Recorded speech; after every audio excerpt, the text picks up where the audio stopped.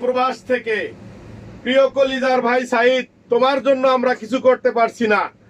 আমি একটা কথা বলতে চাই, আমার দেশের শিক্ষার্থীর বুকে যদি আর একটা গুলি চালানো হয় তাহলে আমার কৃষক, শ্রমিক, মজুর ভাইদের প্রতি অনুরোধ রইল, আপনাদের কাছে যেখানে যে অস্ত্র আছে তাই নিয়ে ছাত্র ভাইদের সাথে নেমে যাবেন এবং আপনারা সর্বপ্রথম প্রত্যেকটা জেলার থানায় দিয়ে হামলা করবেন, পুলিশদেরকে ঘেরাও করবেন।